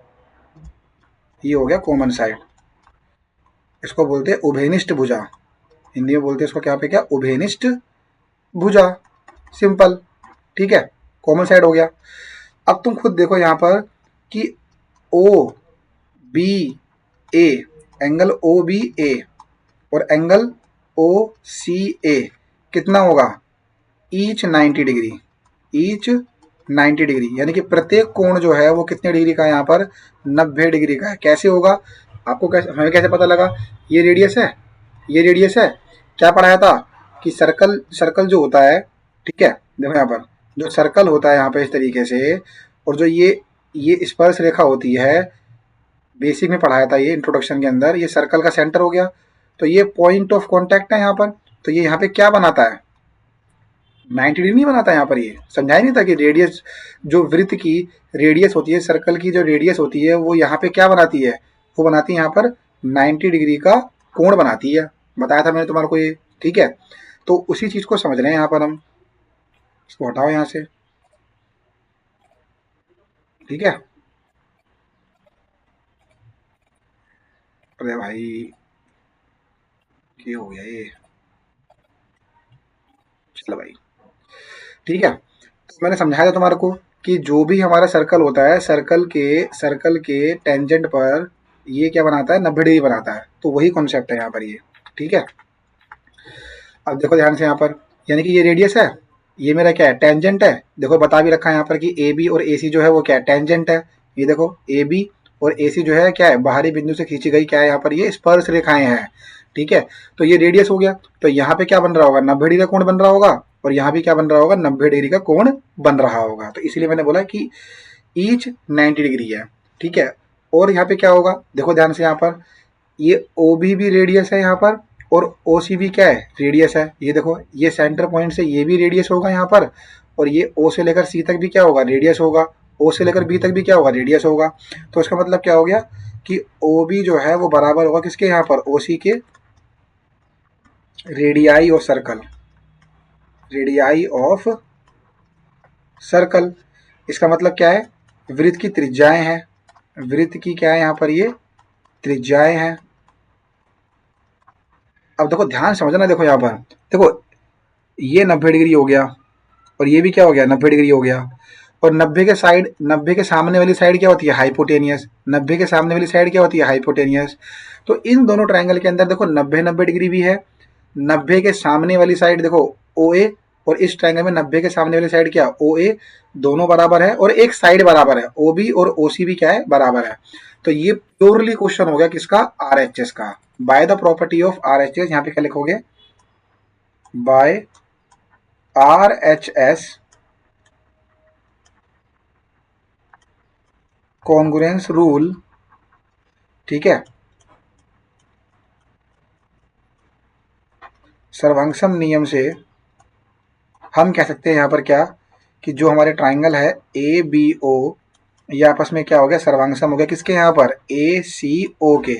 अब मुझे तुम खुद बताओ कि ये ट्राइंगल और ये ट्राइंगल आपस में क्या हो गया, सर्वांगसम हो गया। ये दोनों ट्राइंगल क्या हो गया आपस के अंदर, सर्वांगसम। यानी कि ये ऊपर वाला ट्राइंगल भी और नीचे वाला ट्राइंगल भी क्या हो गया, सर्वांगसम हो गया। सर्वांगसम होने के बाद, कॉन्ग्रुएंस होने के बाद हम क्या कह सकते हैं यहाँ पर, कि ये वाली साइड और ये वाली साइड क्या होगी, सीपीसीटी से बराबर होगी ना। अरे भाई ये ट्राइंगल और ये ट्राइंगल आपस में क्या हो गया, सर्वांगसम हो गया, कॉन्ग्रुएंस हो गया। तो अब जो जो जो इस ट्राइंगल का जो पार्ट होगा वो इस ट्राइंगल के पार्ट के बराबर होगा ना। तो इसका मतलब क्या हुआ कि जो ये ए बी है यहाँ पर, और जो यहाँ पर ये ए सी है, ये आपस में क्या होगा, बराबर होगा, सिंपल। तो यहाँ पे साइड में लिख देता हूँ मैं यहाँ पर। ठीक है। इसके नीचे कंटिन्यू करोगे, इसके नीचे लिख दूँ क्या, देखिएगा रीफर डायग्राम यहीं लिख देता हूँ। आपको क्या करना है, इसके नीचे ही लिखना है ये चीज़, इसकी क्या करना है, नीचे ही लिखना है, यहाँ पर कंटिन्यू करना है। मैं यहाँ साइड में लिख देता हूँ। अब क्या होगा, इसलिए हम कह सकते हैं यहाँ पर क्या, कि ए बी जो है वो किसके बराबर होगा, ए सी के बराबर होगा। किस प्रॉपर्टी से बराबर होगा, C P C T property से बराबर होगा। ठीक है। तो इसका मतलब क्या हो गया, जो हमें प्रूफ करना था वो हमने हमें प्रूफ कर दिया, बस सिंपल। इतना से छोटा सा क्वेश्चन है, और ये एग्जाम के अंदर 3 नंबर का क्वेश्चन आता है, ये देख लो। ठीक है। पूरा कंप्लीट सॉल्यूशन, प्रॉपर एक्सप्लेनेशन।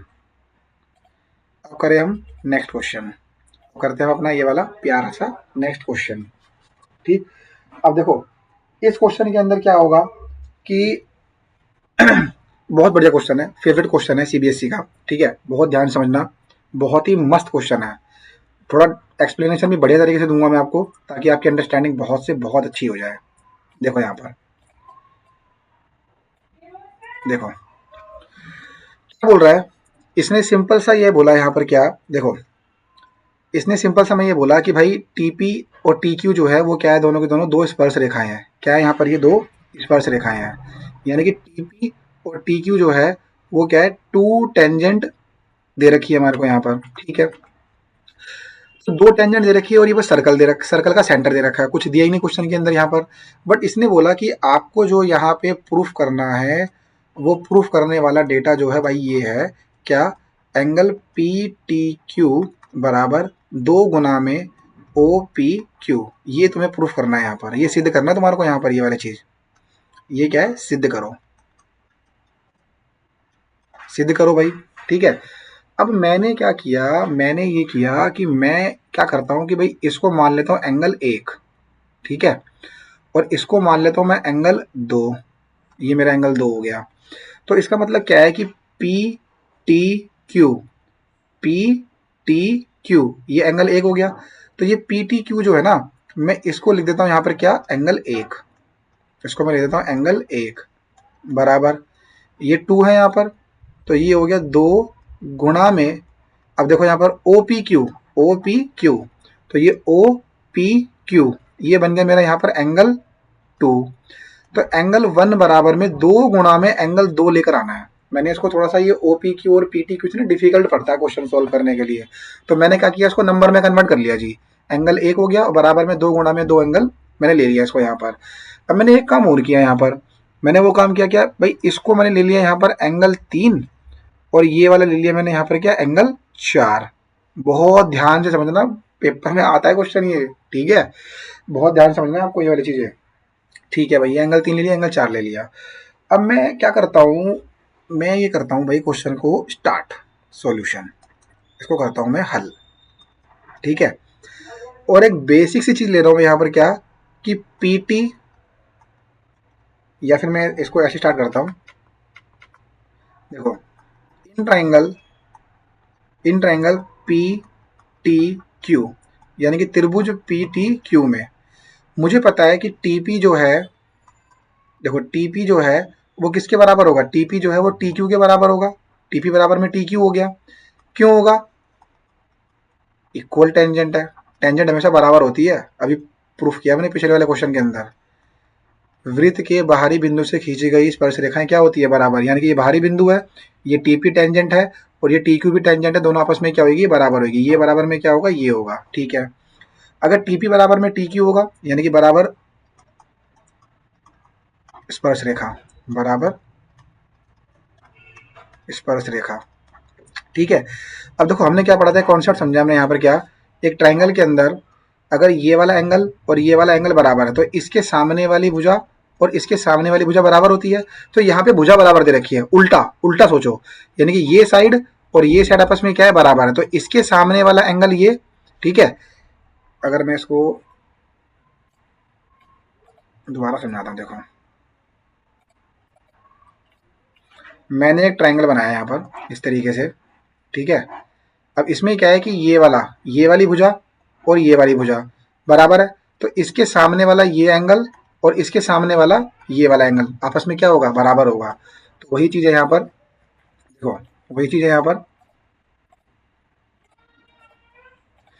यहाँ पे क्या हो रहा है कि टीपी बराबर है और टी क्यू बराबर है, तो टीपी और टी क्यू के अंदर ये देखो यहाँ पर, मैं इसको बना देता हूँ यहाँ पर इस तरीके से, ऐसे बना हुआ है, ये रहा टी, ये रहा पी, ये रहा क्यू, तो ये और ये आपस में बराबर है, तो इसके सामने का ये वाला एंगल और इसके सामने का ये वाला एंगल आपस में क्या होगा, बराबर होगा। तो यानी कि क्या लिखेंगे, इक्वल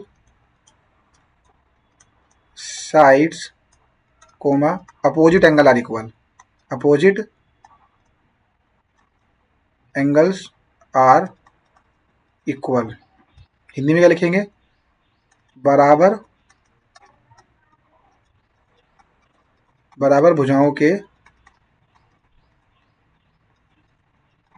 सम्मुख कोण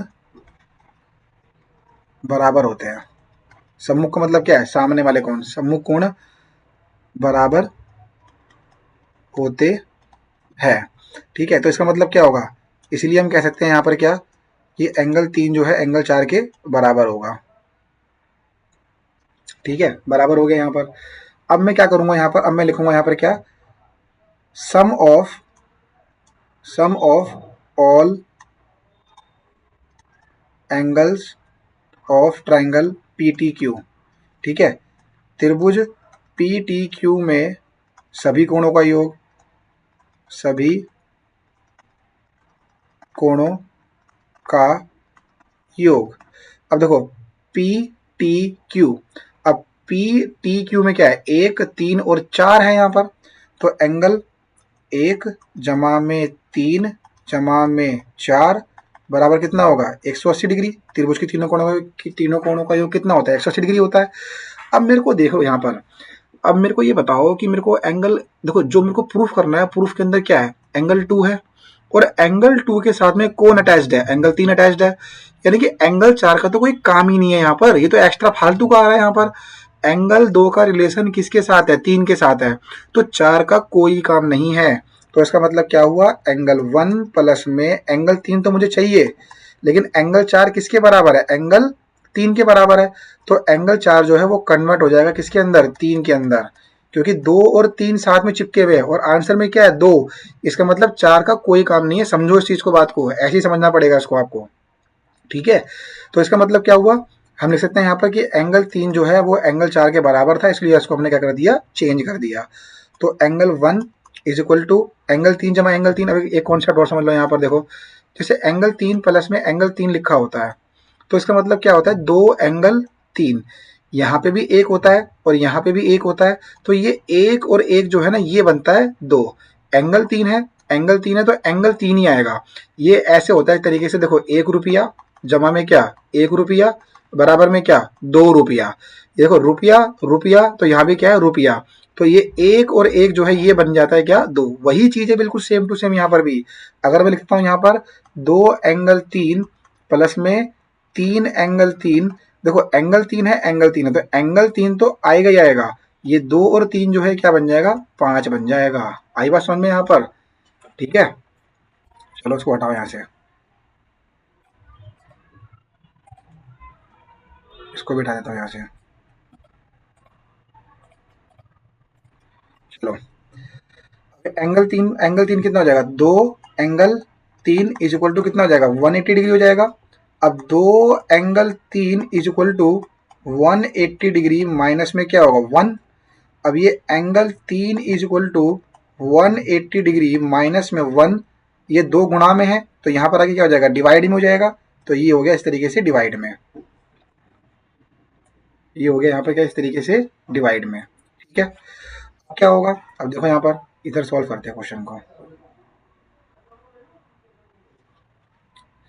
अब देखो यहाँ पर एंगल 3 इज इक्वल टू क्या होगा, एंगल 3 इज इक्वल टू, अब ये 2 जो है ना ये 180 के नीचे भी होगा और 1 के नीचे भी होगा।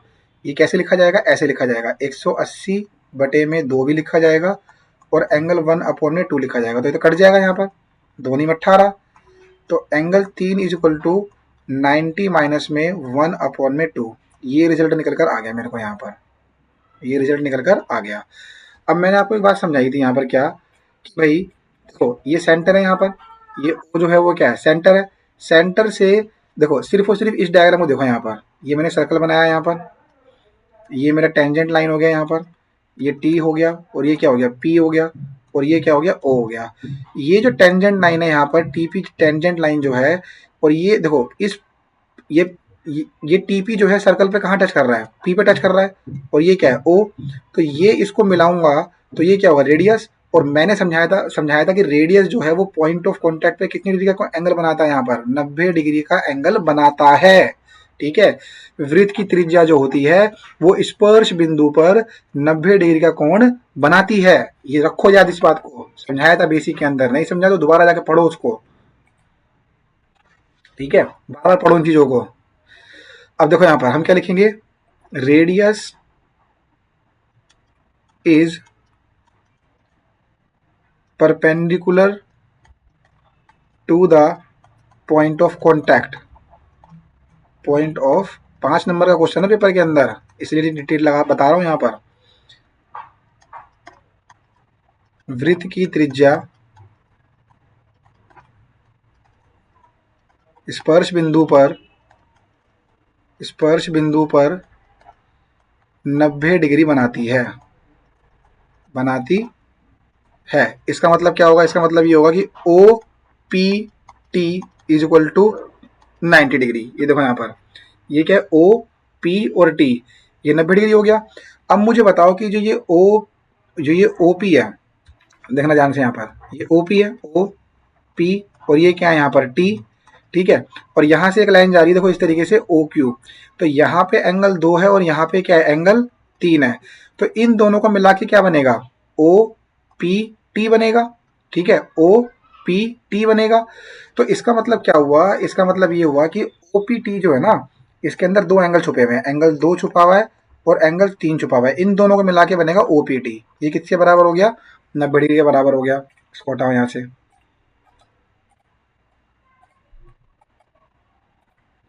ठीक है, 1 मिनट यार। अब देखो यहाँ पर ये हो गया। अगर मैं इसको समीकरण 1 मान लेता हूँ यहाँ पर, तो मैं क्या तो मैं यहाँ पे क्या लिख सकता हूँ? मैं यहाँ पे लिख सकता हूँ कि एंगल 2 प्लस एंगल 3 किसके बराबर है? देखो 90 माइनस में 1/2 इज इक्वल टू 90 डिग्री। ये मैं कैसे लिख सकता हूँ? ये लिख सकता हूँ बाय इक्वेशन 1, यानी कि समीकरण 1 से लिखा मैंने यहाँ पर। समीकरण 1 से क्या लिखा? ये 3 जो है किसके बराबर है? इसके बराबर है। देखो एंगल 3 जो है किसके बराबर है? 90 माइनस में 1 अपॉन एंगल 1/2 के बराबर है। ठीक है, तो अब क्या होगा? देखो ध्यान से यहाँ पर, ये भी 90 प्लस का, चलो मैं इसको कर देता हूँ। एंगल 2 इज इक्वल टू ये 90 लिखा है मैंने, ये वाला 90, ये 90 मैंने यहाँ पे लिखा। अब ये वाला पूरा का पूरा हिस्सा जो है बराबर के उधर जाएगा, तो ये 90 क्या है? ये 90 प्लस का है, तो यहाँ पे लगा क्या हो जाएगा? माइनस का 90 हो गया। और ये एंगल 1/2 जो है किसका है? माइनस का है, तो ये इक्वल टू के बराबर के वहां जाएगा, तो क्या होगा? प्लस का 1/2 हो जाएगा। अब एक 90 प्लस का, एक माइनस का, तो कैंसिल हो गया यहाँ पर ये। तो angle 2 is equal to angle 1/2 हो गया। इस 2 का मल्टीप्लाई इससे होगा, तो क्या आएगा? 2 गुणा में एंगल 2 इज इक्वल टू 1। ये आ गया, देखो ध्यान से यहाँ पर आ गया रिजल्ट यहाँ पर निकल के पूरा का पूरा। इसका मतलब क्या हुआ? इसका मतलब ये हुआ कि जो हमारा फाइनल रिजल्ट आया, एंगल 2 बराबर एंगल 1, तो एंगल 2 मैंने क्या लिया था? देखो यहाँ पर, इधर देखो ध्यान से यहाँ पर, मैं समझाता हूँ। देखो यहाँ पर एंगल एंगल 2 जो लिया था यहाँ पर, वो किसके बराबर था? ओपी क्यू के बराबर था। और एंगल 1 जो है किसके बराबर है? पीटी क्यू के बराबर है। तो भाई यहाँ पे लिख दो इस तरीके से। इसलिए फाइनल रिजल्ट जो आएगा, 2 गुणा में एंगल 2 क्या है? एंगल 2 क्या है? बहुत जल्दी फटाफट से, ओपी क्यू। एंगल 2 जो है वो क्या है? OP Q, OP Q. और एंगल 1 जो है क्या है यहाँ पर? PT Q. तो एंगल 1 जो है वो क्या है यहाँ पर? पी टी क्यू लिख देंगे यहाँ पर, हैंस प्रूव्ड। देख लो, आपके सामने एकदम बढ़िया और जेन्युइन सॉल्यूशन है। इसके नोट्स बनाओ बढ़िया तरीके से, और पेपर के अंदर रॉक करके आना तुम। पेपर में आएंगे क्वेश्चन, ये पहले ही बोल रहा हूँ, बहुत इंपॉर्टेंट क्वेश्चन है आते हैं पेपर के अंदर। इसलिए ढंग से एकदम करके ही जाना है। उदाहरण नंबर 2, उदाहरण नंबर 3 तो करके ही जाना है। बार बार इस बात पे जोर दे रहा हूँ। ये सीबीएसई के फेवरेट क्वेश्चन है, स्टार क्वेश्चन है भाई। ठीक है, ठीक है, ये क्वेश्चन हमारा कंप्लीट हुआ। अब चलते हैं नेक्स्ट क्वेश्चन पर। इस लेक्चर का आखिरी क्वेश्चन ये रहा। ये भी बढ़िया क्वेश्चन है। ठीक, ये भी बढ़िया क्वेश्चन है। ठीक है, अब देखो यहाँ पर, आप देखना एनसीईआरटी के अंदर सॉल्यूशन, या फिर अदर चैनल्स पे देखना कि आपको कैसे समझाया गया है क्वेश्चन। उतना डिटेल में नहीं समझाया जाता भाई, समझो बात को। वीडियो लंबी बन रही है, बनने दो, कोई बात नहीं, बट आपको यहाँ पर चीज़ों को समझना पड़ेगा अच्छे से, तभी क्वेश्चन कर पाओगे, तभी कॉन्फिडेंस आएगा। चलो एग्जाम्पल नंबर 3 देखते हैं। यहाँ पर देखो क्या बोल रहा है। देखो पी क्यू जो है वो क्या है? यहाँ पर एक कॉर्ड है। ठीक है, 1 मिनट में थोड़ा पानी पी लेता हूँ, बोलते बोलते गला थक गया। 2 मिनट रुक बस।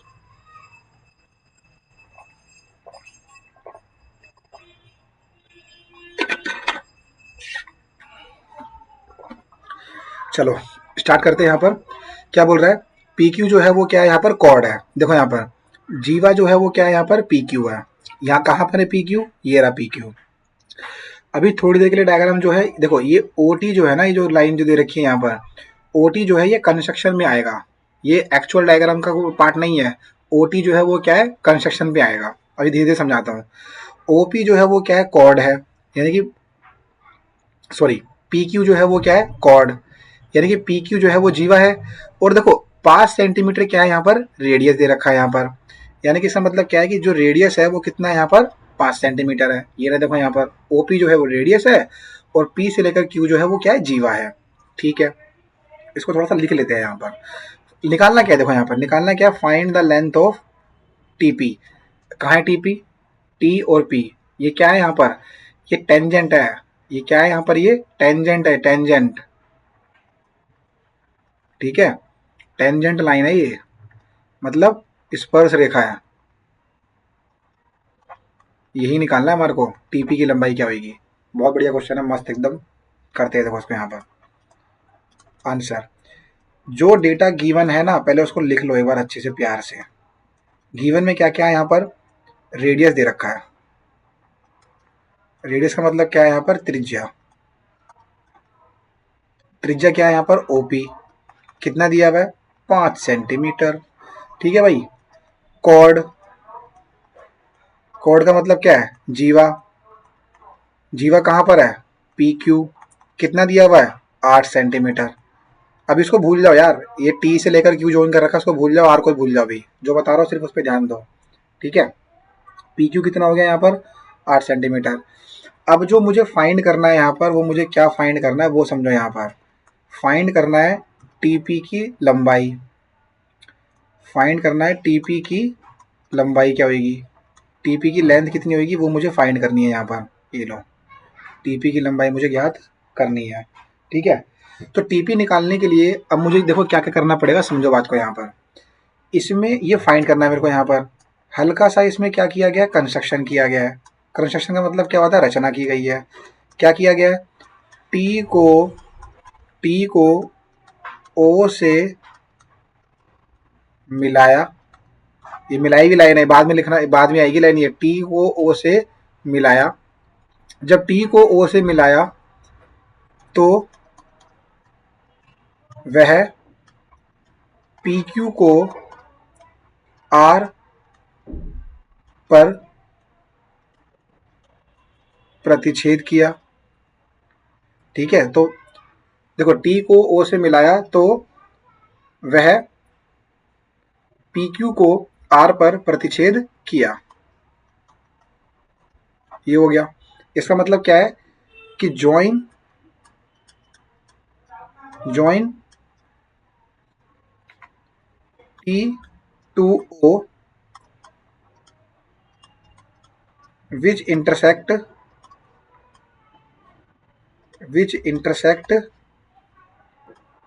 at R of the chord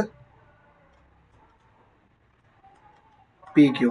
जो PQ कोड है उसको R में प्रतिच्छेद कर रहा है। कौन? जब O को T से मिला रहे हैं। जब O को T से मिला रहे हैं यहाँ पर, तो ये जो जीवा है यहाँ पर, PQ जीवा है, इसको कहाँ पे प्रतिच्छेद कर रहा है? R पर प्रतिच्छेद कर रहा है। ठीक है। अब देखो ध्यान से, यहाँ पर एक कॉन्सेप्ट और समझो। यहाँ पर मैंने आपको लेक्चर 1 के अंदर इंट्रोडक्शन में ये समझाया था। यहाँ पे क्या, कि जब भी मेरे पास में एक सर्कल होता है इस तरीके से, और ये वृत्त की क्या दे रखी होती है? जीवा दे रखी होती है। तो ये सेंटर से जब इसको मिलाते हैं यहाँ पर, तो ये जीवा को बराबर बराबर हिस्सों में डिवाइड करता है। ठीक है।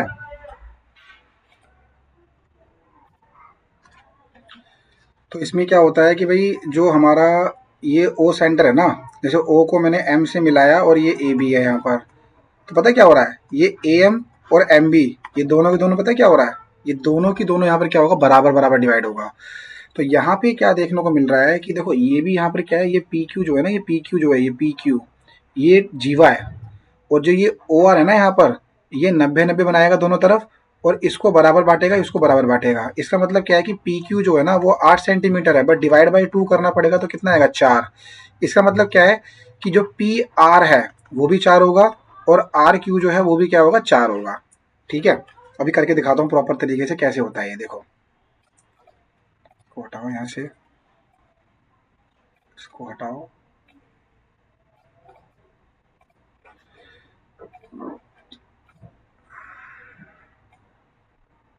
ठीक।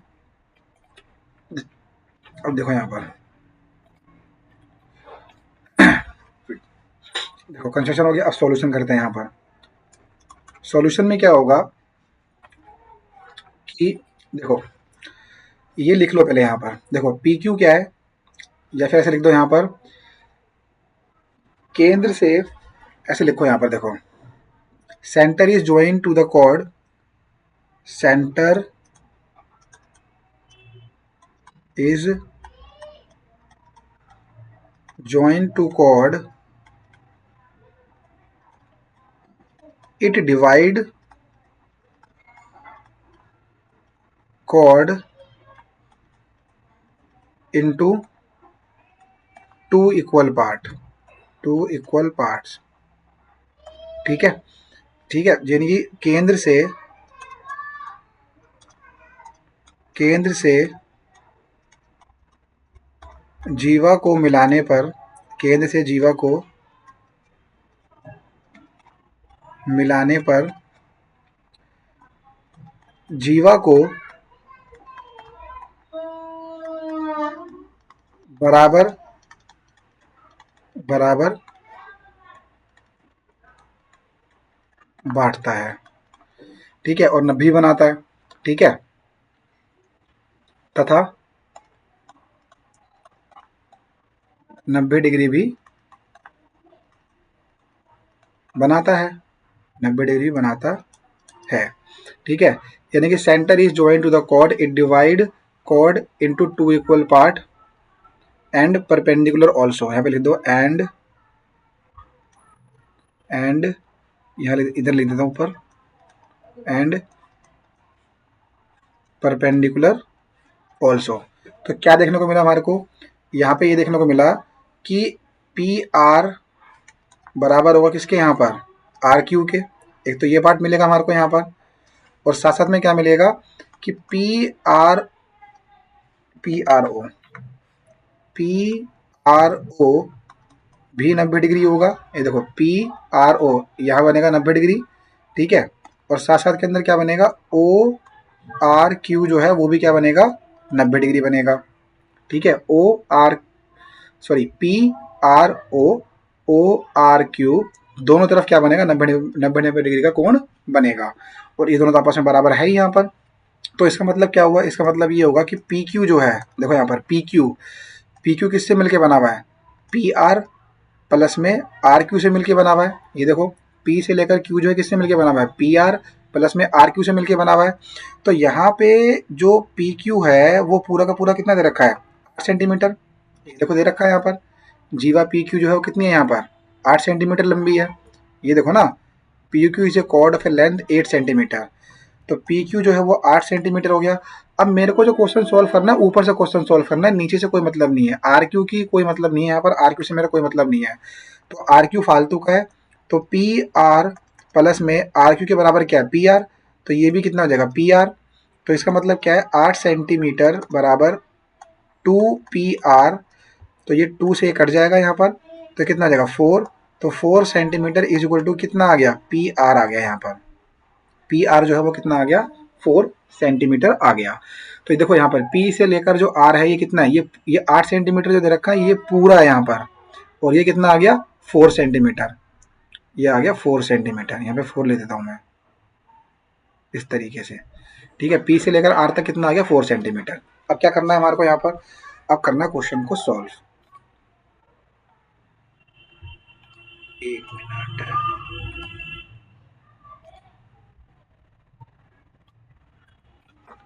अगर ये कॉपी करके मैं यहाँ उठा लूँ,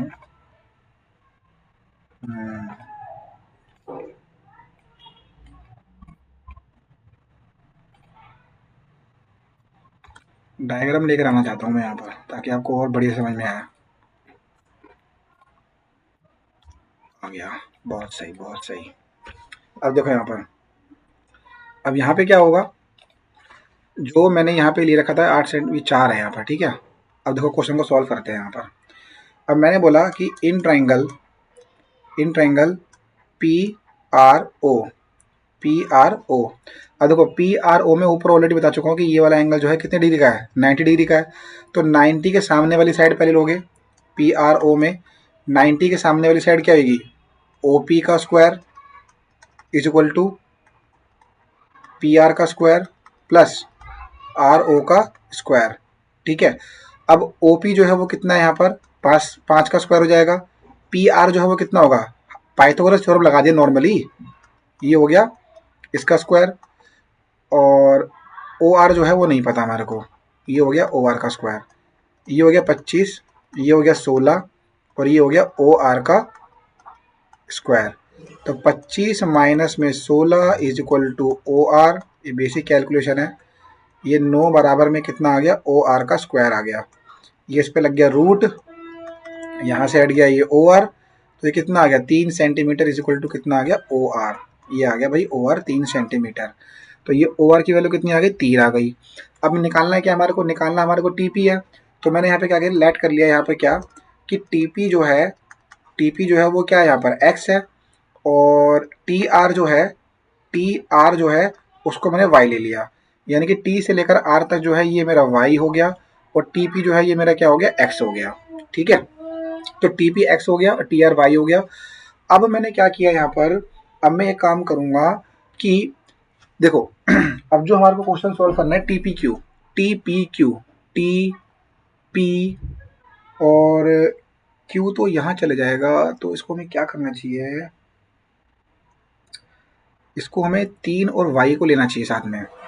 ठीक है, और पी टी आर ले लो, पी टी आर देखो यहाँ पे पहले ये ले लो, पहले पी टी आर ट्रायंगल ले लो, बहुत बढ़िया क्वेश्चन है। देखो यहाँ पर इसको तुम्हें क्या करना चाहिए, अरे यार ज़्यादा ऊपर मत जा भाई, यहाँ तक देखो। सबसे पहले हम ट्रायंगल सॉल्व करेंगे टी पी आर। अब देखो ध्यान से यहाँ पर in triangle T P R त्रिभुज टी पी आर के अंदर मैं क्या देख रहा हूँ कि जो पी आर टी है ना वो कितना है, 90 डिग्री है। सुनना ध्यान से यहाँ पर देखो, ठीक है, यहाँ 90 बनेगा तो यहाँ भी 90 बन रहा होगा, सिंपल सी बात है। 90 के सामने क्या है, पी टी, तो यहाँ पर हो गया पी टी का स्क्वायर, और साथ साथ में क्या हो गया यहाँ पर टी आर का स्क्वायर हो गया यहाँ पर, प्लस में साथ में क्या होगा, पी आर का स्क्वायर होगा यहाँ पर। तो पी टी का स्क्वायर जो है ये क्या है यहाँ पर, एक्स का स्क्वायर हो गया, टी आर जो है वो क्या होगा, वाई का स्क्वायर हो गया, और पी आर जो है वो किसका स्क्वायर हो गया, 4 का स्क्वायर हो गया। तो ये हो गया 4 का स्क्वायर। तो यानी कि जो हमें वैल्यू मिलेगी एक्स का स्क्वायर बराबर वाई का स्क्वायर प्लस में 16। ठीक है, अब आगे बढ़ते हैं, देखो यहाँ पर अब आगे बढ़ते हैं। यानी कि हमने पहले कौन सा ट्रायंगल सॉल्व किया, पी टी आर, ये रहा मेरे यहाँ पर पी टी आर ट्रायंगल, देखो ये रहा, ये सॉल्व किया, इसमें लगाया पाइथागोरस, ये रिजल्ट निकल कर आया। आगे बढ़ते हैं यहाँ पर, देखो यहाँ पर क्या होगा, ये सर्कल है, ये टेंजेंट है यहाँ पर, ये सेंटर पॉइंट है, ये रेडियस है, ये रेडियस जो है टेंजेंट पे 90 डिग्री बना रहा होगा, और ये यहाँ से लेकर यहाँ तक है। एक पॉइंट है बीच में क्या, आर, तो यहाँ पे 3 है और यहाँ पे y है, तो ये पूरा क्या होगा, ये पूरा जो होगा y प्लस में 3 होगा, ये पूरा क्या होगा यहाँ पर y प्लस में 3 होगा। ये x है, ये 90 डिग्री है, तो 90 डिग्री के सामने क्या होगा, हाइपोटेनियस, और रेडियस कितना दे रखा है हमारे को यहाँ पर 5, रेडियस 5, ये 90 के सामने हाइपोटेनियस, और ये मेरा क्या है यहाँ पर टेंजेंट। तो इस सब चीज़ों को सॉल्व करना पड़ेगा। अब 1 बाय 1 सॉल्व करते हैं इसको, यहाँ पर देखो कैसे होगा। मैंने लिया यहाँ पे क्या, in triangle P T O, ध्यान से देखो पी टी ओ, ये रेडियस है यहाँ पर, ओपी जो है वो क्या है, ओपी रेडियस है, त्रिज्या है, और पी टी जो है वो क्या है, टेंजेंट है। तो यहाँ 90 बन रहा होगा, तो मैं एक ट्रायंगल बना देता हूँ यहाँ पे इस तरीके से, देखो ये वाला, ताकि आपकी अंडरस्टैंडिंग अच्छी हो जाए। ये पूरा का पूरा y प्लस में 3 होगा, ये हो गया y प्लस में क्या हो गया 3 हो गया, ये x हो गया, और ये कितना हो गया 5 हो गया। यहाँ बन रहा है 90, 90 के सामने क्या होता है हाइपोटेनियस, तो ये t है, ये o है, और ये क्या है p है। तो यहाँ पे ot का स्क्वायर हो गया, ये हो गया ot का स्क्वायर, ये हो गया pt का स्क्वायर प्लस में, और ये हो गया op का स्क्वायर। ठीक है, तो यानी कि सामने 90 के सामने जो होगा सबसे पहले उसको लेते हैं, तो ये हो गया y प्लस में 3 का स्क्वायर। ठीक है, pt क्या हो गया, x का स्क्वायर हो गया, और ये हो गया 5 का स्क्वायर। तो y प्लस में 3 का स्क्वायर जो होगा वो क्या होगा, देखो a का स्क्वायर प्लस में क्या होगा b का स्क्वायर प्लस में क्या होगा 2 गुणा में y गुणा में 3, a प्लस बी का होल स्क्वायर लग गया, a का स्क्वायर प्लस b का square plus 2ab is equal to x का स्क्वायर प्लस में कितना हो गया 25। तो ये हो गया y का स्क्वायर, 3 3 जा कितना हो गया 9, और 3 जा कितना हो गया 6y इज इक्वल टू, देखो एक्स स्क्वायर की वैल्यू कितनी है यहाँ पर, एक्स स्क्वायर की वैल्यू जो है वो क्या है वाई स्क्वायर प्लस में 16। तो ये वाई स्क्वायर जो है ये क्या, एक्स स्क्वायर जो है क्या बन जाएगा वाई स्क्वायर प्लस में 16। तो यानी कि इसको मैं अगर लगा लूँ यहाँ पर, इसको मैं बोलता हूँ इक्वेशन नंबर फर्स्ट, ये मेरा इक्वेशन नंबर फर्स्ट हो गया। तो एक्स स्क्वायर की वैल्यू जो है वो वाई स्क्वायर प्लस में 16 इज इक्वल 25। ये मैंने कहाँ से लिखा, समीकरण 1 से, समीकरण 1 से बाय इक्वेशन 1। ठीक है, अब देखो यहाँ पर इक्वल टू के इधर भी प्लस का वाई स्क्वायर है, ये इक्वल टू है ना, यहाँ पर इक्वल टू के इधर भी प्लस का वाई स्क्वायर है, इधर भी प्लस का वाई स्क्वायर है, कट गया यहाँ पर, कैंसिल कर दो। ये आ गया यहाँ पर क्या 9 प्लस में 6y इज इक्वल टू ये 16 प्लस 25 कितना हो जाएगा 41। 6y 41 माइनस में कितना होगा 9। 41 परसेंट होगा तो कितना बचेगा 32। तो y is equal to 32 upon में 6, 2 तिया 6, 2 एकम 2 6 12। तो y की वैल्यू कितनी आ गई 16 अपॉन में 3। हमें y की वैल्यू नहीं निकालनी, हमें निकालनी किसकी वैल्यू है TP की वैल्यू निकालनी है। और TP की वैल्यू निकालने के लिए हमें किसकी वैल्यू निकालनी है x की। तो x की वैल्यू को निकालने के लिए अब क्या करेंगे यहाँ पर इधर देखो, x की वैल्यू को निकालने के लिए ये रहा समीकरण 1 बाय इक्वेशन 1, बाय इक्वेशन 1, यानी कि समीकरण 1 से लिख रहा हूँ मैं यहाँ पर।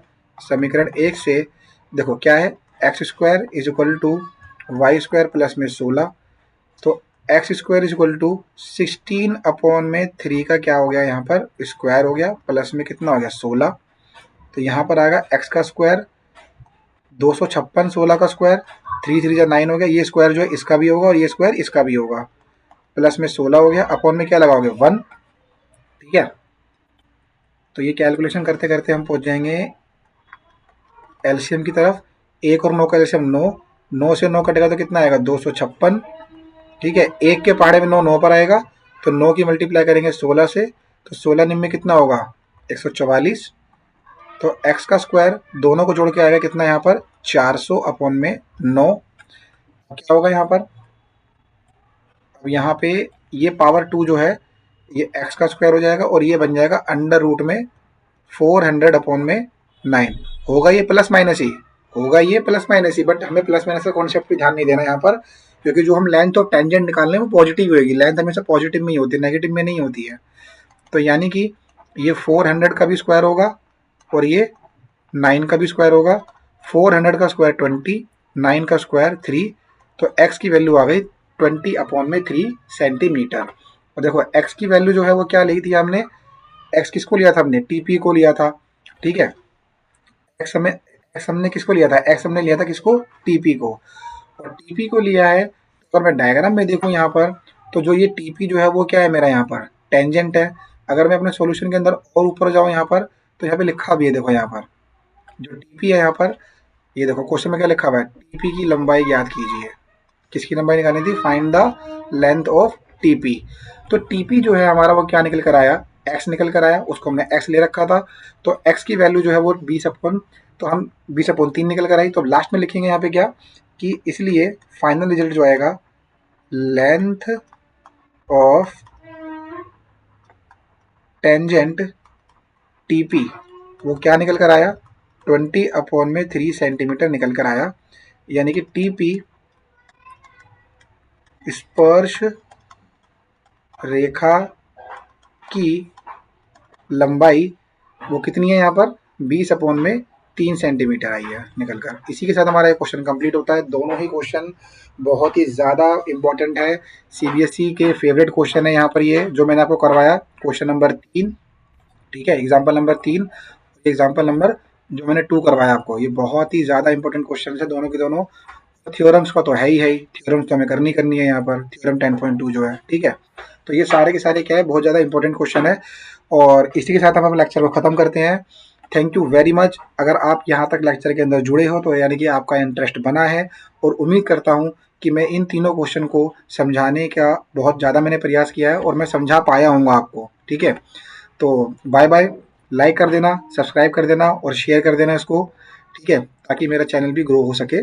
बाय बाय, मिलते हैं नेक्स्ट लेक्चर के अंदर।